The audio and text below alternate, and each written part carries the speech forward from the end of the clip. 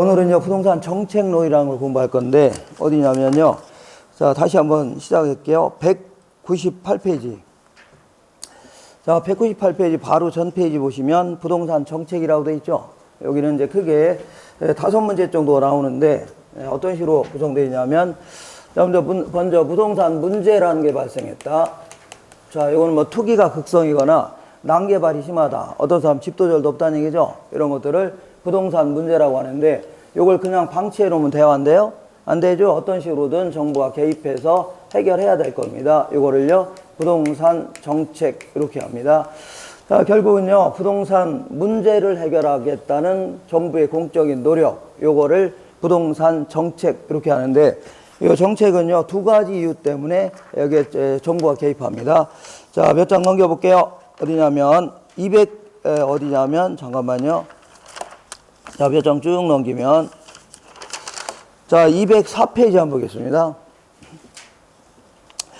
자, 204페이지 좀 전에 한 것처럼 첫 번째는 정부가 시장에 개입하는 이유는 첫 번째 양가로 1번의 정치적 기능이다. 그렇게 해서 동그라미 1번의 형평성 등 국가가 추구하고자 하는 사회적 목표를 달성하기 위하여 개입하는 것이죠. 요거를 정치적 기능 이렇게 합니다.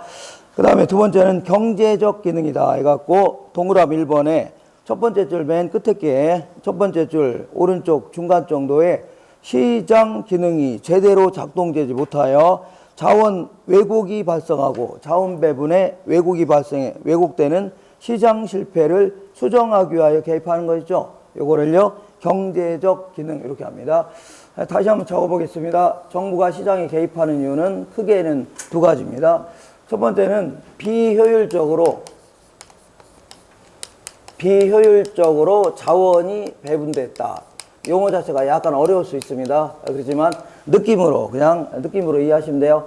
자, 요거는 시장이 실패했다 이렇게 표현합니다. 시장 기능이 실패했다. 우리 자본주의 메커니즘의 가격 기구가 어떻게 되어 있냐면 이렇게 되어 있을 겁니다. 수요와 공급이 만나는 점에서 균형 가격과 수량이 결정되는데, 이렇게 P제로, 얘는요, Q제로. 이때 수요나 공급의 변화가 없는 상태에서 균형에서 벗어나죠. 그럼 다시 돌아오려고 합니다. 돌아오려고 합니다. 예를 들어, 균형에서 이렇게 벗어나 있다고 치자. P1으로.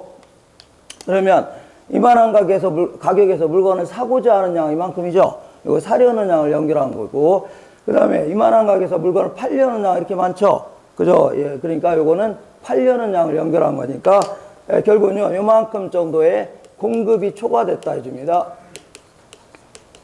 자, 그러면 시장에 물건이 남아요, 안 남아요?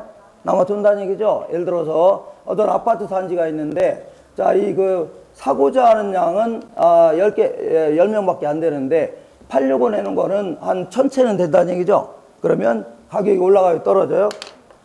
잠깐만요. 자, 가격이 이렇게 떨어지기 시작할 겁니다. 떨어짐에 따라서 우리 수요의 법칙에 따라 자꾸 싸지니까 살려는 사람이 적어져요?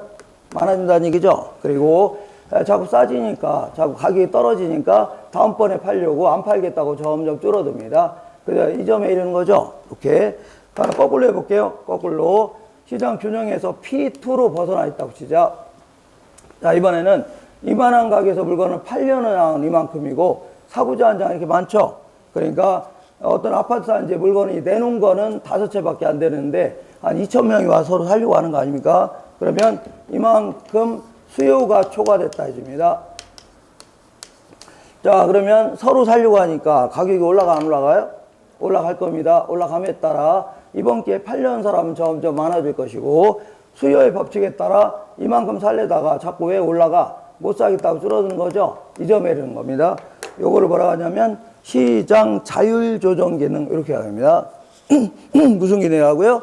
시장 자율 조정 기능. 그래서 항상 시장에서는요, 물건이 남아돌거나 모자랄 경우는 즉각적이고 신속하게 가격과 수량이 조정되면서 균형점에 이르는 겁니다. 그래서 항상 시장에서는 잠깐 벗어나도 돌아오기 때문에 시장은 항상 어떻다고요? 균형에 이를 수밖에 없는 겁니다. 그러다 보니까 균형점에서는 사고자 하는 양과 팔려는 양이 일치하죠. 그러니까 사람들이 필요로 하는 양하고 자, 필요로 하는 양하고 생산 공급하고자 하는 양이 일치하기 때문에 이때는요, 이 자원이 매우 효율적으로 배분됐다 해줍니다. 알겠죠? 근데 이게 무슨 얘기냐? 아니, 자원은 항상, 자, 남아들거나 모자라도 항상 균형점이 이르기 때문에 효율적으로 자원이 배분되는 거죠. 근데 이게 왜 무슨 얘기냐? 이 얘기는요, 이런 식으로 얘기하는 거는요, 오리지널 자본주의 학자들 얘기입니다. 자본주의 학자. 그래서 현실적으로는 그렇지 않다는 얘기죠. 현실적으로 만약에 어떤 시장이 독점 시장이다. 자, 독점 시장일 경우는요, 좀 이따 하겠지만, 사회적으로 필요로 하는 양보다 훨씬 적게 생산하면서 얘들은 무지막지하게 이익을 챙겨갑니다. 그리고 또 구조적으로 가격이 올라가면 생산을 늘리고 싶은데 정부에서 아파트 못 짓게 하거나 못 팔게 할 수 있죠. 이런 식으로 인위적으로, 구조적으로 시장이 제대로 균형점이 이루지 못한다는 얘기죠. 그러면서 남아 돌거나 모자란 상태가 계속 지속된다는 얘기죠. 요거를요, 시장이 실패했다 줍니다. 알겠죠? 그래서 이렇게 남아 돌거나 모자라면요, 누군가는 반드시 이익을 봅니다. 누군가는 손해본다는 얘기죠. 이런 걸요, 시장이 실패했다 줍니다.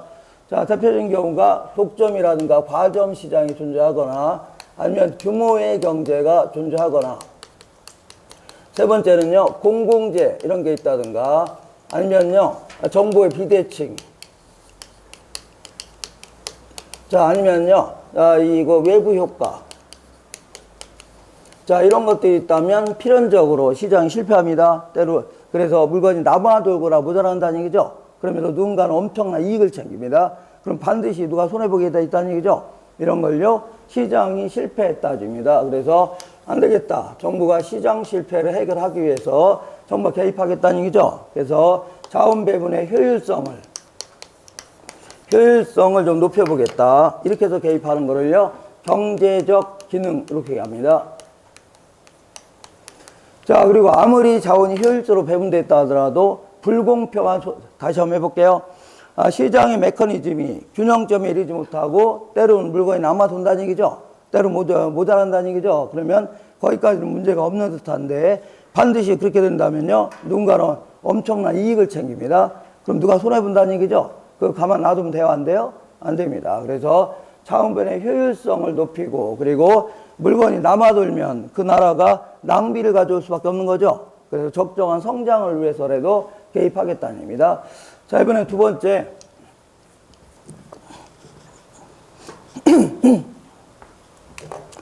자, 두 번째는요, 불공평한 소득 분배가 있다. 자, 요건 또 뭐냐. 자, 소득의 분배가 있답니다. 자, 요거는요, 누구는 무지하게 잘 살고, 누구는 무지하게 못 산다는 얘기죠. 아니, 자본주의 국가에서는 열심히 일하는 사람들은 큰 돈을 버는 거 아닙니까? 그리고 게으르고 나태한 자들은요, 크게 손해보는 거죠. 크게 돈을 많이 못 버는 거 아닙니까? 근데 왜 이런 얘기가 나오냐. 우리 이제 돈을 많이 갖고 있는 사람들, 이런 사람들이 가져가는 소득은요, 이 불로소득 같은 게 굉장히 많습니다. 예, 땀 흘려 일하는 대가가 아니라, 그리고 어떤 사람은요, 이 열심히 땀 흘려 일하는 대가인데도 불구하고 항상 가난하게 산다는 얘기죠. 이것도 문제가 될 수 있습니다. 예를 들어 볼게요. 예를 들어, 자, 갑이라는 사람과 을이라는 사람이 있는데, 갑이라는 사람은요, 아버지가 무지하게 갑부입니다. 갑부. 그래서 돈도 무지하게 많아요. 그래서 옛다 용돈 쓰라고 3억 준 거 아닙니까? 3억. 자, 그러면 요걸 가지고 이 사람은요, 개발이 예상된 지역에 땅을 투자했더니 뭐 6개월 만에 6억이 됐대나 어쨌잖아. 그리고 이런 사람들은요, 자, 보통 이제 돈 좀 있는 집안의 자제들, 그 다음에 힘께나 쓰는 집안의 자제들 있죠. 같이 몰려다닙니다. 몰려다니면서 뭐 술도 마시고 외국에 나가서 골프 같은 거 쳐요, 안 쳐요? 칠 거 아닙니까? 그러면 자기네들끼리 이제 골프 치면서 어떤 지역이 개발된다 이런 거 알아요, 몰라요? 알 수 있죠. 뭐 지들 아버지가 재벌이고 지들 아버지가 정치인이고 하니까 어느 지역이 개발된다 이런 거 알 겁니다. 그래서 어느 지역이 개발된다고 하길래 거기다가 6억을 투자했더니 1년 만에 뭐 배로 뛰어서 12억이 됐거나 어쨌거나 이렇게 해서 이런 소득들은 점점점 더 커지게 되는 겁니다. 6억짜리, 12억짜리가 24억 이렇게 점점 더 커져요. 그래서 여기서 발생된 소득은 어마어마하겠죠. 그렇지? 근데 을이라는 사람은요, 찢어지게 가난한 집안에 태어나갖고 뭐 배운 것도 없고 가진 것도 없다는 얘기죠. 그래서 어쩔 수 없이 공장에 들어가서 취직해갖고 한 달에 한 200만 원 정도 법니다. 이것저것 빼고 나니까 200만 원 정도 버는데, 예전에도 한번 제가 언급했는데, 제가 딱 2000년도에 김포에 들어가 살기 시작했는데, 그 당시에, 지금도 그렇지만, 그 당시에도 이 조그만 공장들이 굉장히 많습니다. 그 동네는. 그래서, 자, 이것저것 빼고 나서 한 200만 원 번 사람이 수두룩해요. 그때 수두룩했는데, 지금은 2023년도, 4년도죠? 맞죠? 그럼 24년이 됐는데, 지금도 한 200만 원 정도 버는 사람이 무지하게 많습니다. 여성분들은요, 이런 돈도 못 버는 사람 수두룩해요. 일하고 싶어도. 그러면 24년 동안 물가가 5배만 올랐다고 치자. 몇 배 올랐다고요? 5배 오르면 원래 정상적으로 받을 돈은 얼마예요? 1000만 원은 받아야 정상적으로 버는 겁니다. 아시겠죠? 근데도 지금도 200만 원 벌고 있다는 얘기는 옛날에 비해서 5분의 1을 받고 있는 겁니다. 이런 식으로 불로소득은 점점 커지고 근로소득은 점점 줄어든다는 얘기죠. 이거 상당히 불공평한 소득 분배입니다. 자, 어떤 나라가 이제 건전하고 건강한 사회다. 그러면 근로소득이 커야 돼요? 불로소득이 커야 돼요? 근로소득이 커야 될 겁니다. 알겠죠? 근데 이런 소득들은 무지막지하게 커지는 겁니다. 예컨대 자, 우리나라 상위 계층 1%가 자, 그 전국의 사유지의 60%를 갖고 있습니다. 요거는 뭐 10년 전에 조사한 이러한 내용인데 지금은 훨씬 더 커졌을 겁니다. 그래서 이러한 뭐 60%가, 죄송합니다. 1%가 60%의 땅을 갖고 있다는 얘기는 웬만한 땅들은 다 돈 많은 사람들이 있죠. 이런 사람들 전부 다 갖고 있다고 생각하시면 돼요. 알겠죠? 이러한 땅들은요, 자, 자기가 뭐 열심히 자수성가해서 번 돈도 있지만 때로는요, 뭐 부모님한테 물려받은 것도 많이 있어 없어요? 있습니다. 예컨대 자, 우리나라 뭐 친일파라고 있는데, 친일파는 다들 아시겠지만, 자, 일본 제국주의가 대한민국을 침탈해서 식민 통치하는데 굉장히 도와줬던 사람 있죠? 협조했던 사람들을 친일파 이렇게 합니다. 자, 이런 사람들을 해방 이후에 이승만 정부가 들어서면서 한 명을 처단을 못했던 겁니다. 오히려 이런 사람들을 더 정치, 경제, 사회, 문화에 다 꽂아버린 겁니다. 그러다 보니까 거의 100년 이상 우리나라는요, 이런 사람들에서 사실상 지배를 받아온 겁니다. 예컨대 우리가 좀 돈 좀 있는 사람, 이런 사람 보면 약간 굽신거릴 수밖에 없거든요. 이런 게 다 일종의 지배를 받는 겁니다. 알겠죠? 그래서 사실 이런 사람들이 갖고 있는 땅 있죠? 이런 것도 무지막지합니다. 일제가 일본 정부를 지원해 주니까, 도와주니까 막 땅도 배분해 주겠던 겁니다. 예를 들어 볼게요. 예를 들어 이완용이라는 사람이, 자, 누구냐면 다들 아시겠지만 을사오적 중에 한 명입니다. 가장 대표적인 친일파인데, 이 사람이 1919년도에 친일재산환수위원회에서 자, 이 토지 조사를 했거든요. 토지대장. 거기서 토지대장에서 이 사람이 갖고 있었던 땅들이 얼마냐면 2,300평이 아니라 2,300만 평이었습니다. 그러면 2,300만 평이 어느 정도인지 대충 아시겠나요? 모르겠죠? 2,000평은 알겠는데 2,300만 평 하면요, 여의도 면적이 커요, 작아요? 크겠죠? 그거 한 7.7배입니다. 이 정도의 무지막지하게 많은 땅을 갖고 있었습니다. 그러면 그 많은 땅들이 지금 어디 갔나 볼게요. 어디 갔나? 지금까지 만약에 후손들이 팔았다 그러면 돈으로 갖고 있겠죠? 그리고 안 팔았다 그럼 지금 갖고 있을 거 아닙니까? 그러니까 이런 땅들이 거의 무지하게 많다는 얘기입니다. 그러니까 이런 데서 들어온 소득은 무지막지하게 많겠죠. 그러니까 결국은요, 이런 데 들어온 뭐 임대료라든가 아니면은요, 시세 차익이라든가 이런 것들 무지막지하게 커지고, 근로소득은 점점 줄어드는 거 아주 문제가 됩니다. 그래서 안 되겠다. 안 되겠다. 이 사람들 간의 형평성을 높여보겠다입니다. 형평성을 높이겠다. 자, 그래서 소외된 사람 없이 모두 다 공평한 사회로 만들겠다. 이렇게 해서 개입하는 거를요, 뭐라고 하냐면 정치적 기능, 이렇게 합니다. 근데 여기 비슷한 용어 같지만 사실 극단적인 용어입니다.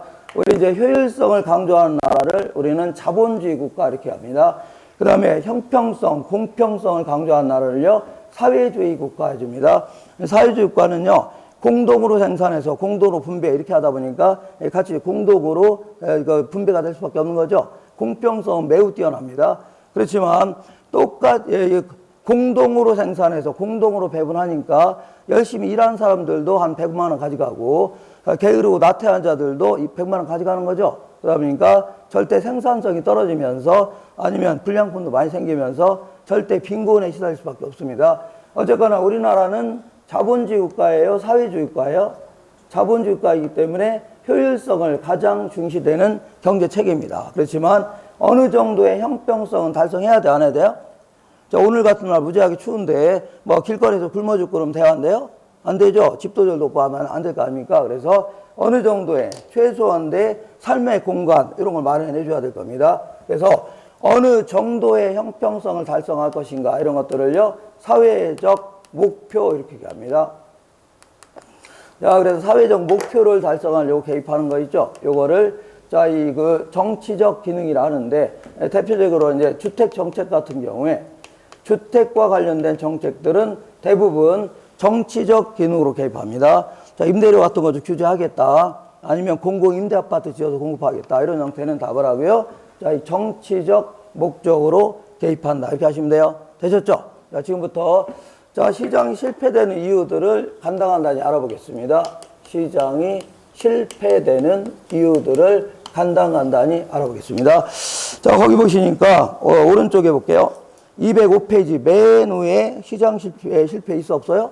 있죠. 첫 번째 줄 맨 끝에 다시 한번 해볼게요. 시장이 가격기구에 의한 자동 조절 기능이 원활하지 못하여 수급 조절의 실패 등 자원 배분이 적정하지 못하여 불균형 상태에 있는 거 있죠. 그러니까 아까 같이 균형 상태에 이르지 못하고 때로는 물건이 남아 돌거나 모자란다는 얘기죠. 그럴 경우는 반드시 누군가는 엄청난 이익을 챙깁니다. 그럼 누가 반드시 손해본다는 얘기죠. 이런 걸요 비효율적이다집니다. 이런 걸 해결하려고 개입하겠다는 얘기죠. 그래서 그러면 시장 실패가 나타나는 이유는 여러 가지가 있는데 거기 나와 있는 것처럼 자 205페이지 아래쪽에 보면 중간 쪽 아래쪽에 보면 불안전 경쟁이라고 돼 있죠.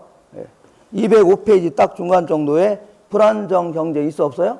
여기에는 독과점 시장이라든가 규모의 경제 이런 게 있고 그 다음에 그 밑으로 외부 효과 그 다음에 한 장 넘겨볼게요.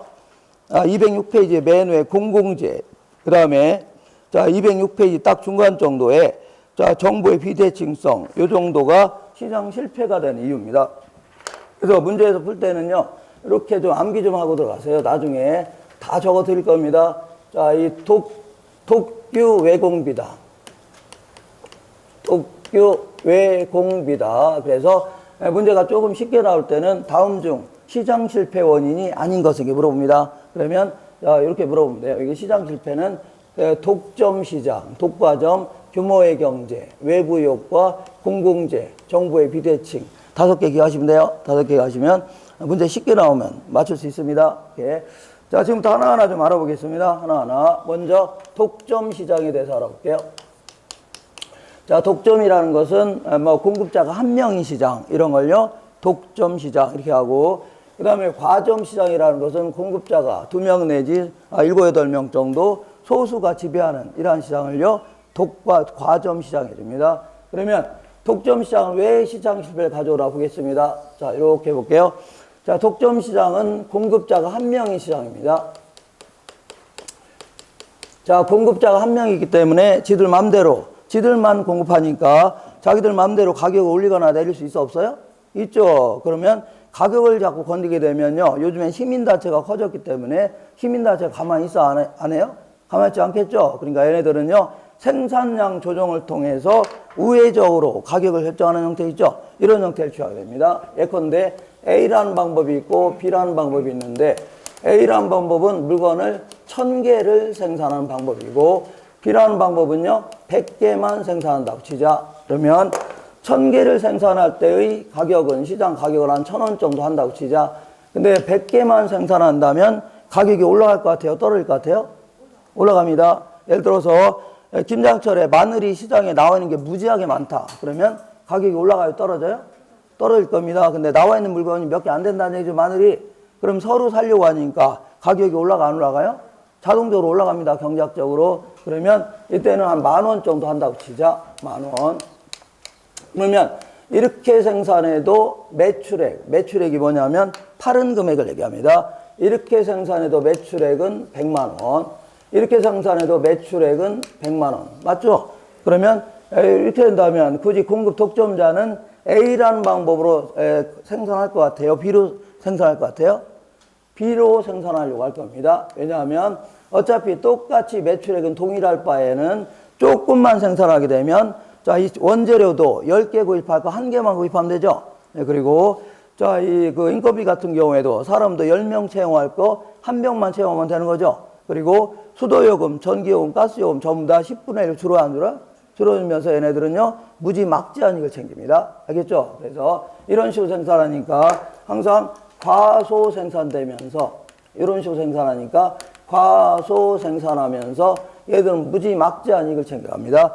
그리고 얘네들은요, 보통 공장은 무지하게 크게 지어놓고 공장은 무지하게 크게 지어놓고 조금밖에 생산 안 하려고 조금밖에 생산 안 하니까 유유설비가 존재합니다.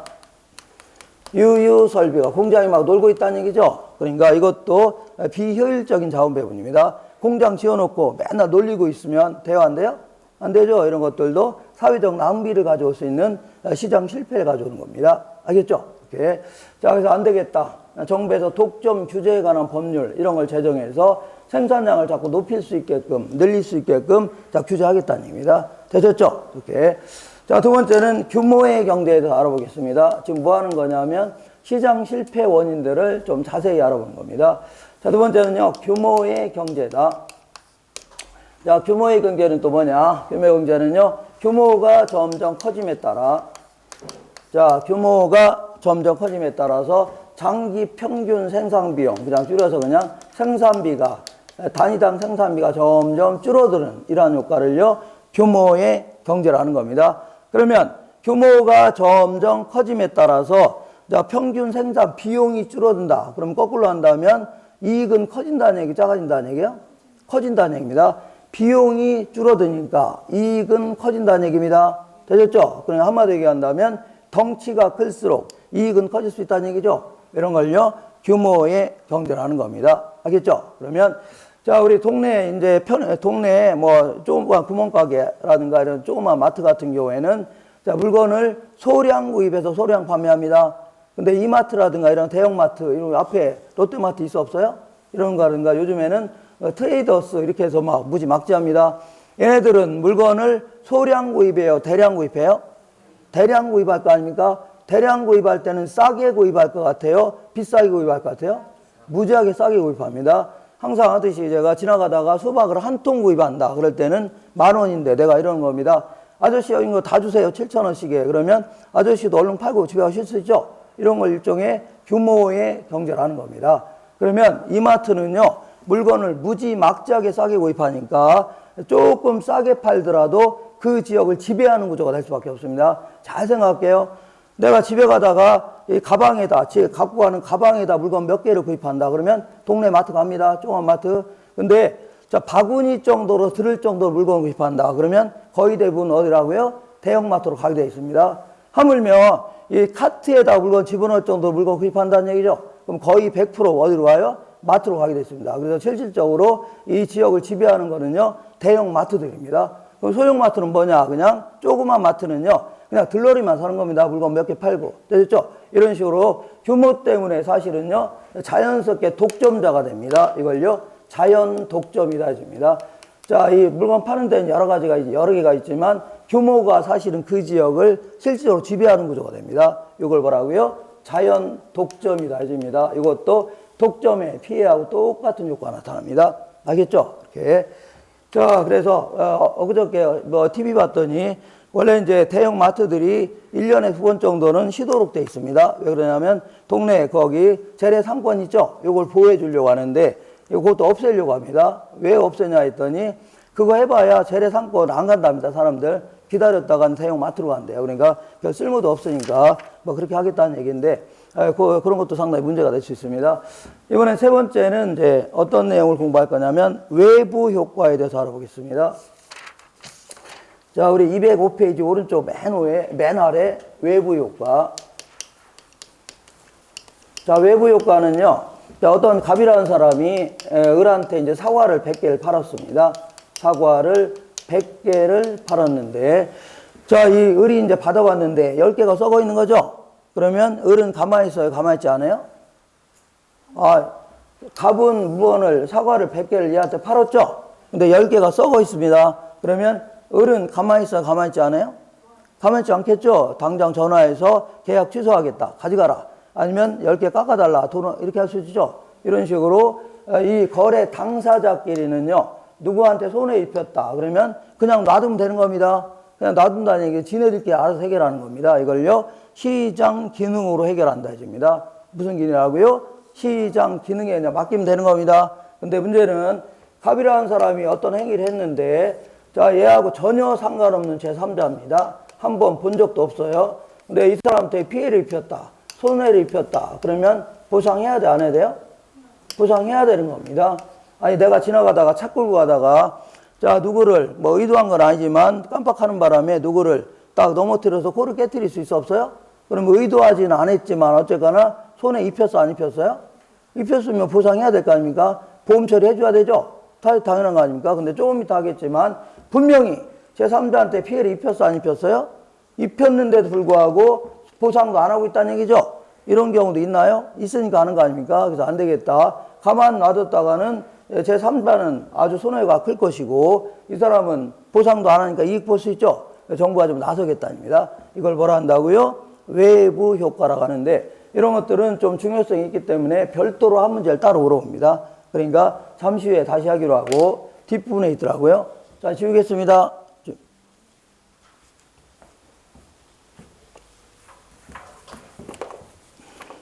잠깐만요. 이렇게. 저번 주에는 한쪽이 부어갖고, 이렇게, 예, 무슨, 저기, 뭐라, 시커멓게 하고 와더니, 오늘은 또, 이렇게 목소리 이상하게 와고, 죄송합니다. 이렇게. 애가 좀 어서 부실합니까? 이렇게. 자, 다음 주에는 깔끔하게 해서 오겠습니다. 지금도 약간 나아졌네. 이렇게 해서. 어제 좀 불편하세요? 듣기 싫죠?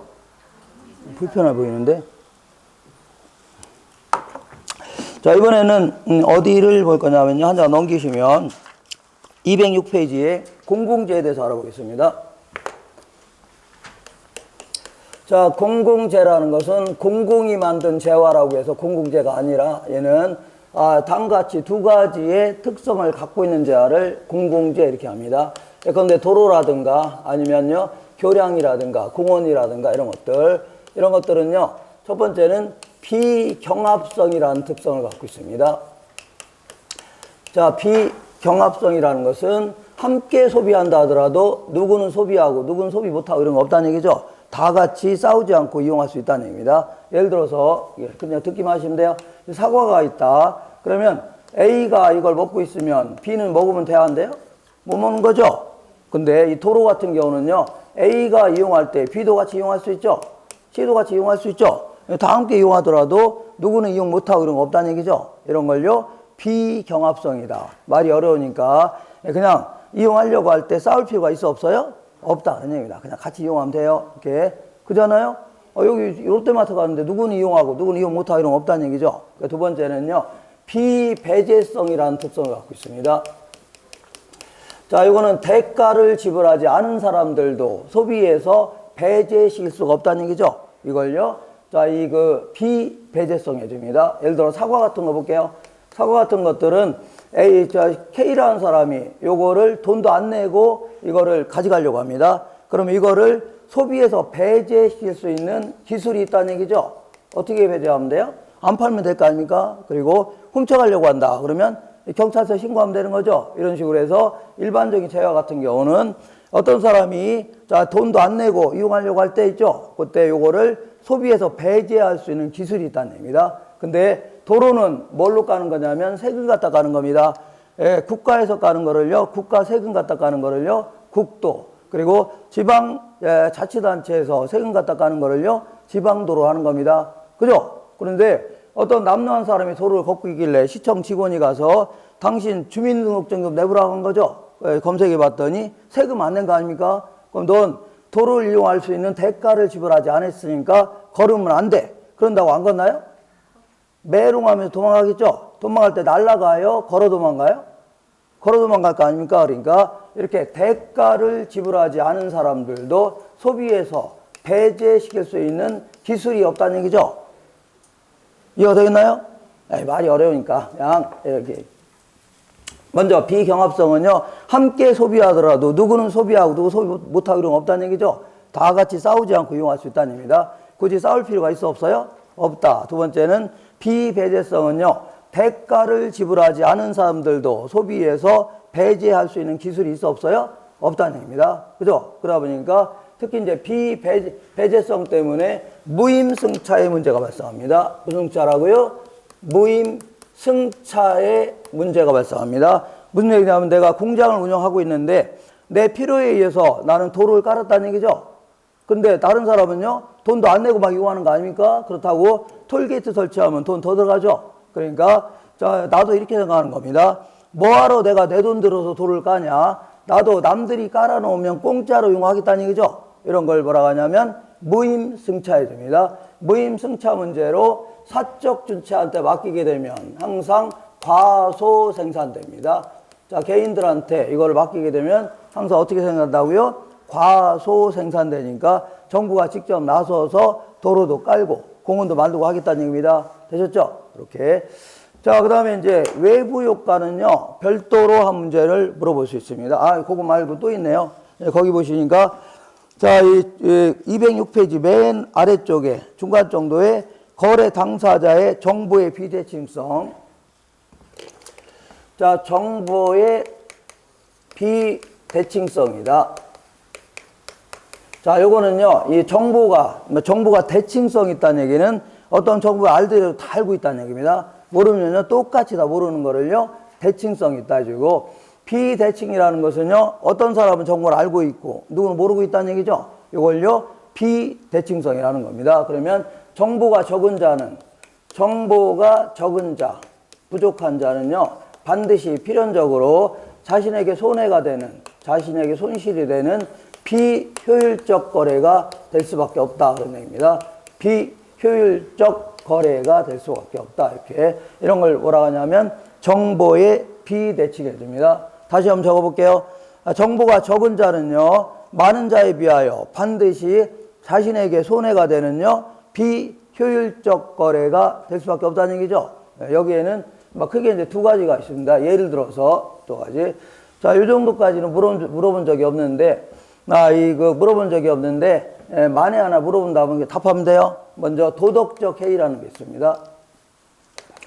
자, 도덕적 해이라는 것도 있고 역선택이라는 것도 있습니다. 역선택이다. 이렇게. 자, 도덕적 해이는요, 요거는 숨겨진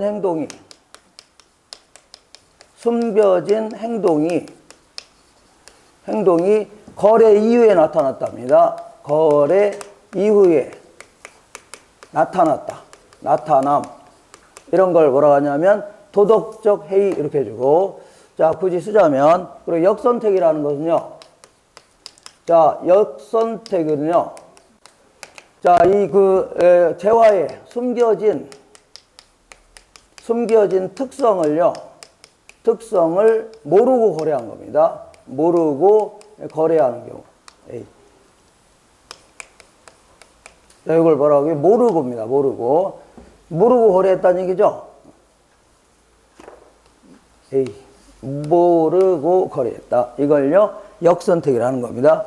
자, 예를 들어 볼게요. 예를 들어, 이 보험사가 있는데, 보험사가 있고, 그 다음에 요거는 이제 갑이라는 사람입니다. 갑이라는 사람이 지금 회사를 운영하고 있는데, 장사가 하도 안 돼서 지금 창고에 물건이 쌓여 있습니다. 근데 조금 있으면 망할 예정입니다. 어떤 예정이라고요? 망할 예정이에요. 그래서 이 사람이 보험사 몇 군데 찾아다니면서 화재 보험 계약을 체결했습니다. 몇 군데. 그러면 보험사 입장에서는 기업이 와서 보험 든다고 하니까 가입해야 안 해요? 가입시켜요? 안 시켜요? 보험료도 많이 낸다고 하니까 가입시킬 거 아닙니까? 그죠? 그러면 자, 이렇게 보험 계약을 체결했다고 치자, 둘이. 근데 갑이라는 사람이 조금 있다가 바로 무슨 일 저지르면 표시 나요, 안 나요? 나니까 한 3개월 정도 지나서 일부러 창고하고 공장을 완전히 전소시킨 겁니다. 다 태웠다는 얘기죠? 그러면 완전히 전소하니까 이거 입증하기가 쉬워요, 어려요? 어렵다는 얘기죠? 그러면 이 사람 엄청난 보험금을 탈 수 있겠네요. 그러면 만약에 보험사가 이 사람이 그런 행동을 할 거라는 걸 미리 알았더라면 계약 체결 했어, 안 했어요? 안 했을 거 아닙니까? 그래서 이렇게 숨겨진 행동이 거래 이후에 나타났다는 얘기죠. 이런 걸 뭐라 한다고요? 도덕적 해이라는 겁니다. 알겠죠? A 보험사가 그런 행동을 할 거라고 알았더라면 보험계약 체결했어, 안 했어요? 안 했으니까 보험사는 크게 손해보고 그 다음에 갑이라는 사람은 엄청난 이익을 챙길 수 있네요. 이런 식으로 법 제도적 허점을 이용해서 이익을 누리려는 사고 있죠. 이런 걸요 도덕적 해이해 줍니다. 이번에는 역선택은요, 요거는 매수자입니다. 요거는요 매도자인데, 매도자는 요번에 아파트 팔려는 자를 매도자, 요번에 아파트 구입하려는 자를요 매수자 해주는데, 매도자는요 자기가 여태 살아왔기 때문에 층간소음이 심한 거 이거 알아 몰라요? 알 거 아닙니까? 근데 물건 팔 때, 아파트 팔 때 우리 아파트는 층간소음이 너무 심해요, 살기 힘들어, 이렇게 하고 파나요? 조용히 팔았다고 치자. 그럼 이걸 모르고 거래한 매수자는 크게 손해볼 수 있습니다. 왜냐하면 장까지 다 치르고 저희 이제 계약을 한 거 아닙니까? 층간소음이 있는 아파트를. 그러면 계약을 하고서 이제 장까지 다 치르고 나중에 이사까지 끝난 다음에 하루 종일 이사했으니까 힘들어, 안 힘들어요? 좀 잠자려고 하니까 7시 정도에 바로 위에 보니까 피아노 소리가 들리는 거 아닙니까? 좀 크게. 그래서 피아노도요 어쩌다 잘 치는 사람이 간헐적으로 어쩌다 한번 치면 아주 듣기 좋습니다. 근데 알고 잘 봤더니 애들 꼬맹이들이 젓가락 행진곡 같은 거 땡땡땡땡땡 계속 치는 거 아닙니까? 그 동일한 리듬을요 반복적으로 계속 발생하죠. 그러면 거의 무슨 중독이라고요? 살인의 중독이라 합니다. 알겠죠? 그래서 크게 손해받겠네요. 그러면 만약에 매수자가 그런 사실을 알았더라면 이거 샀어요, 안 샀어요? 안 사거나 싸게 구입했겠죠? 그러니까 이렇게 이러한 재화의 특성을 모르고 거래한 사람들은요 크게 손해볼 수 있다는 얘기입니다. 알겠죠? 이걸 뭐냐? 잘못된 선택했다. 물건을 거꾸로 선택했다는 얘기입니다. 이런 걸요 역선택해 주는데, 우리 이제 아직은 이거 물어본 적이 없는데 그냥 도덕적 해이, 역선택 이거 나와도 다 시장 실패다 하시면 돼요. 예를 들어서 아시겠죠? 이렇게. 자, 그러면 지금까지 한 거를 문제를 통해서 해결해 보겠습니다. 문제. 잠깐만요. 어디냐면, 자, 그 206페이지 한번 보겠습니다. 206페이지. 206페이지 찾으셨나요? 딱 중간 정도 볼게요. 딱 중간. 자, 기출문제 조그맣게 써있죠? 네, 기출. 자, 이 공공재는요, 소비에 있어서 비경합성, 비배제성에 의하여 비용을 부담하지 않는 사람들도 소비할 수 있어 없어요? 있다. 맞고 전부 다 맞는 형태로 바꾸는 겁니다. 2번에 볼게요. 공공재의 공급을 사적 시장에 맡기게 되면, 개인들한테 맡기게 되면 얘네들은 공급하려고 안 하려고요? 안 하려고 하죠. 무임승차 때문에 과소 생산됩니다. 자, 공공재의 공급을 사적 시장에 맡기게 되면 사회에서 필요로 한 양보다 어떻다고요? 훨씬 과소 생산됩니다. 자, 맨 아래 볼게요. 206페이지 맨 아래 기출문제. 부동산 시장에서 시장 실패의 원인에는 공공재, 정보의 비대칭성, 외부 효과, 그 다음에 아까 얘기한 이런 것들을 불안정 경쟁시장이 줍니다. 불안전 경쟁시장 등이 있다. 맞아요, 안 맞아요? 맞죠? 이렇게 한 다음에, 자, 지금부터 시장 실패의 원인들을 좀 알아봤는데, 이렇게 외부 효과는요, 별도로 한 문제를 물어봅니다. 요거까지 한 다음에 잠깐 쉬겠습니다. 외부 효과.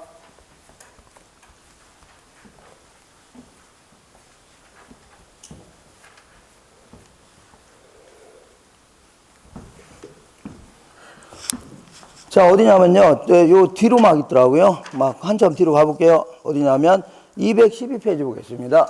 212페이지. 자, 지금 시장 실패 원인 중에 하나인 외부 효과를 얘기할 건데, 요거는 별도로 한 문제를 물어봅니다. 별도로. 자, 외부 효과는요, 아까 얘기한 대로 어떤 사람이 누구한테 피해를 입혔다. 그러면 보상해야 돼, 안 해야 돼요? 해야 되는데 시장 기능에 맡겼더니 보상도 안 하고 있다는 얘기죠. 그러면 이걸 그냥 놔두면 돼야 한대요? 그냥 놔두면 누구는 무지하게 손해보고 누구는 이득 볼 거 아닙니까? 정부가 개입하겠다는 얘기입니다. 이런 걸요 외부 효과다. 여기서 외부라는 것은 정부를 얘기하는 겁니다. 정부가 개입해서 해결하겠다는 얘기입니다. 난 무슨 얘기인지 잘 모르겠다. 그러면 이렇게 예를 들면 간단히 해결할 수 있습니다. 자, 외부 효과는요, 크게 두 가지 형태가 있습니다. 이걸요, 정의 외부 효과 이렇게 합니다. 다시 할게요. 이거를요, 외부 경제 이렇게 합니다. 얘를요, 외부 불경제 이렇게 합니다. 자, 요 용어보다는요, 요걸 더 많이 사용합니다. 이걸요, 정의 외부 효과, 얘는요, 부의 외부 효과, 이런 용어를 더 많이 사용합니다. 어쨌거나 여기가 이제 강의 상류고 강의 하류인데, 항상 하듯이 여기가 이제 화학 공장을 하는 사람이 딱 있는데, 화학 공장 하다 보면 오염물질 나와야 하나? 나올 거 아닙니까? 그러면 여기 강에다 생각 없이 버렸다는 얘기죠. 아침에 설거지 했어, 안 했어요? 설거지도 안 하고 오셨나요?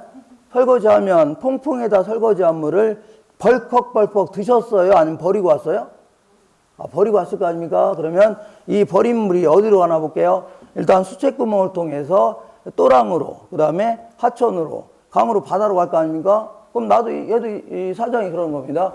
나도 그럼 이걸 내가 마시랴? 그냥 버려야 될 거 아닙니까? 생각 없이 버린 겁니다. 그랬더니 요 밑에서 광어 양식업자가, 자, 물고기가 다 죽은 거 아닙니까? 그럼 상당한 손실이 입혔네요.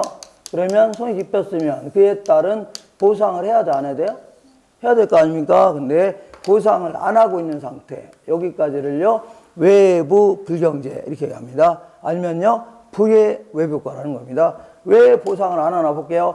그러니까 얘는 이제 다 물고기가 죽었으니까 가만히 있어, 가만히 있지 않아요? 가만히 있고 쫓아 올라가서 화학공장 사장 나와. 너 때문에 물고기 다 죽었으니까 물어내라 하겠죠? 그러면 얘가 순순히 물어줄 것 같아요? 안 물어줄 것 같아요? 안 물어주려고 할 겁니다. 왜 공장은 나밖에 없냐? 저 위에도 공장 무지하게 많은데 걔들 때문에 죽었을지 모르는데 왜 좀 가까이 있다고 나만 갖고 그래? 이렇게 할 수 있는 거죠. 그리고 네가 자꾸 그러면 네가 이 물고기가 죽은 이유를 화학적으로 증명해봐라. 그러면 얘는 화학을 알아요, 몰라요? 모를 거 아닙니까? 하도 와서 귀찮게 하니까. 그럼 우리나라 사람 얘기 잘하는 게 뭐예요?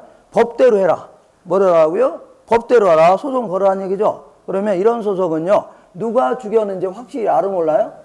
모르는 겁니다. 그렇기 때문에 이거는요, 5년이 걸릴지 10년이 걸릴지 모릅니다. 그러면서 보상을 못 받는 경우가 허다합니다. 그죠? 그래서 안 되겠다. 정부가 나서겠다는 얘기입니다. 가만 놔뒀다가는 얘는 무지하게 손해보는 거죠? 그지 되는 거 아닙니까? 얘는 보상도 안 하니까 이득 보는 거죠? 정부가 나서겠답니다. 정부가 나서서 어차피 이런 데서 공장한 사람이 피해 준 거죠? 여기서 공장한 사람이 피해를 준 거 아니잖아요. 그러니까 이런 데서 공장한 사람들한테 조세, 중과세 같은 거 하겠다. 세금을 많이 부과해서 이 사람들 줄 수도 있는 거죠. 이렇게 해결할 수 있고, 아니면요, 부담금 같은 거 부과시킬 수도 있습니다. 부담금을 부과시켜서, 환경 부담금 이런 거 부과시켜서 얘들 손해본 자한테 줄 수도 있는 거고, 그 다음에 아예 원천적으로 봉쇄할 수 있습니다. 자, 이 지역은 자연환경 보전 지역이다. 공장 나가라 할 수 있는 거죠. 이런 걸요, 용도 지역지구제 줍니다. 지구제. 이렇게 해서 해결하면 돼요. 자, 아무것도 아닙니다. 어쨌거나 얘는요, 외부 불경제는요, 어떤 사람한테 의도한 건 아닙니다. 의도한 건 아니지만, 자, 처음부터 누가 이제 농약 뿌려서 죽인 건 아니죠? 의도적으로 했으면 경찰서 신고하면 되는 거죠? 그러니까 의도하지 않은 게 이제 애매모호하다는 얘기입니다. 그래서 의도하지 않았지만 누구한테 손해를 입혔다. 그러면 보상을 해야 돼, 안 해야 돼요? 해야 되는데 보상을 안 하고 있는 상태, 이런 상태를요, 외부 불경제라는 겁니다. 자, 그렇게 생각하지 마시고, 남한테 피해 입혔으면 보상해야 돼, 안 해야 돼요? 해야 되는데 보상도 안 하고 있는 거죠? 정부가 나서서 이렇게 손해 입힌 자들을 좀 찾아내서 중과세 하겠다. 부담금 부과하겠다는 얘기죠? 이렇게 하겠다는 얘기입니다. 매우 간단한 얘기입니다. 자, 이번에는 거꾸로 해볼게요. 자, 처음부터 의도한 건 아닙니다. 돈을 빌려준 것도 아니고, 처음부터 의도한 건 아니지만, 어쨌거나 누구한테 이익을 줬다. 그러면 그에 따른 대가를 받아야 돼, 안 받아야 돼요? 이익을 줬으면 경제학적으로 그에 상응하는 대가를 받아야 될 거 아닙니까? 근데 대가를 못 받고 있는 상태, 이런 상태를요, 외부 경제 혹은요, 정의 외부 효과라는 겁니다. 예를 들어 볼게요. 자, 어떤 지역이 딱 있는데 무지하게 지저분한 동네가 딱 하나 있습니다. 지저분한 낡고 노후화된 동네가 있습니다.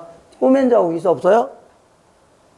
꼬맨 자국 있잖아요. 여기 낡은 동네입니다. 그리고 이 동네는요, 경운기 한 대 정도밖에는 들어갈 수 없는 동네입니다. 경운기. 그래서 어떤 돈 많은 사람이 무지하게 큰 가든을 차렸습니다. 가든 차려서 소고기도 팔려고 하고, 그 다음에 자, 가든 차려서 거기다가 이제 연못 같은 것도 만들어서 오리 몇 마리 꽥꽥 놀게 하면서 거기서 구경도 하고, 산책로도 만들어서 놀다 가라고 하는 가든 있죠. 이렇게 무지하게 큰 가든을 차렸는데, 문제는요, 이 가든에 소고기 팔려고 하는데, 소고기 먹으러 이 경운기 타고 올래나요? 소고기 먹으러 경운기 렌탈해서 옵니까? 그렇지 않겠죠? 그러니까 자가용 타고 올 거 아닙니까? 그러니까 이 돈 들여서 이제 도로도 딱 까는 겁니다. 원래 도로를 누가 까는 거예요? 국가나 지자체가 까는 거 아닙니까? 세금 갖다? 근데 이제 개인이 까는 걸요, 사도 이렇게 합니다. 개인이 만든 도로. 그러면 어쨌거나 이 동네 사람들이 교통이 편리했어요? 불편해졌어요? 편리해졌죠? 도로 딱 놨으니까. 그러면 상당한 이익을 줬네요. 그 다음에 이 동네가 이제 지저분한 동네라 뭐 나무 같은 거 많이 심으니까 여기 어떻게 쾌적한 동네로 바뀌어서 안 바뀌었어요? 바뀌니까 집값 올라 안 올라요? 올랐을 거 아닙니까? 그러면 어쨌거나 의도적으로 막 돈 빌려준 건 아니죠? 그죠? 근데 의도한 건 아니지만 어쨌거나 이익을 줬으면 그에 상응하는 대가를 받아야 돼, 안 받아야 돼요? 대가를 받아야 되는데 대가를 못 받고 있는 상태를 뭐라 하냐면 외부 경제해줍니다. 왜 못 받나 보겠습니다. 가든 주인이 보니까, 가만히 보니까 나 때문에 집값 무지하게 올랐어, 안 올랐어요?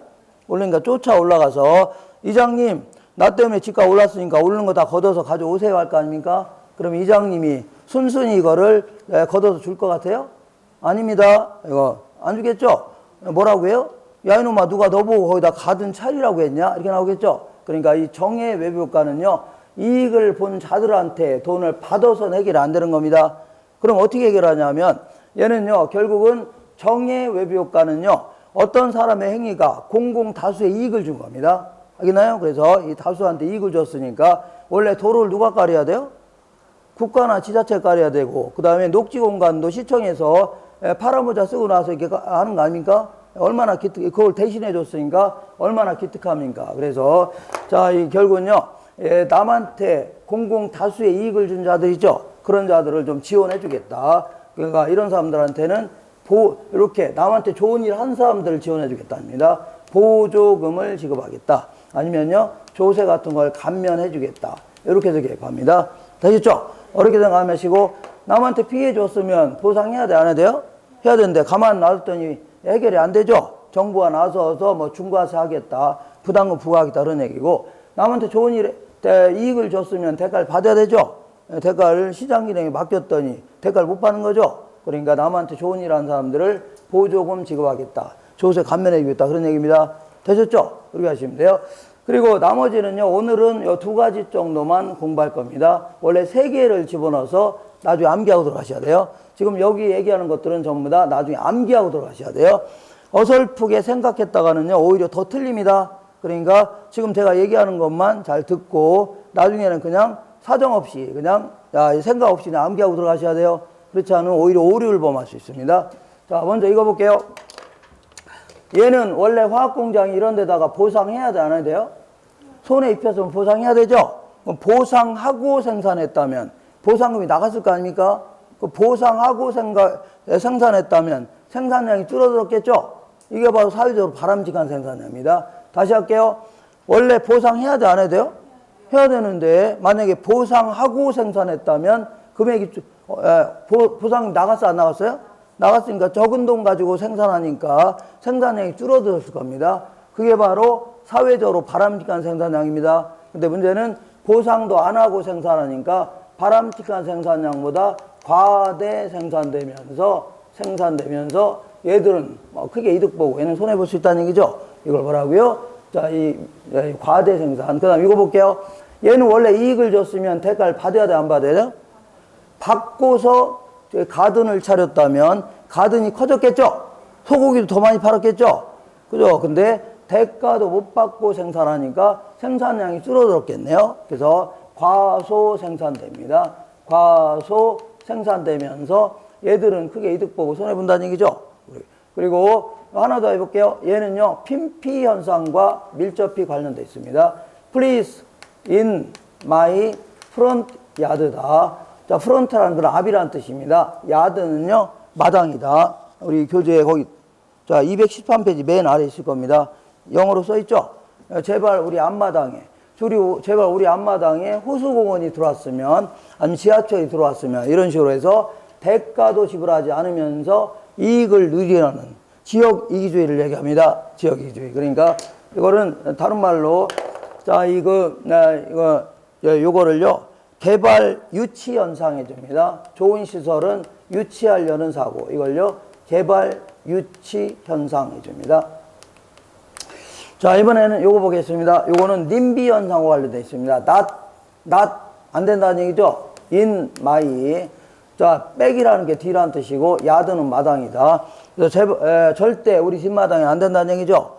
서초구 주민들이 뒤에 이제 청계산에 화장터가 들어온다니까 극구 반대했습니다. 왜 반대했어요? 자, 화장터 들어오면 집값 올라가고 떨어져요?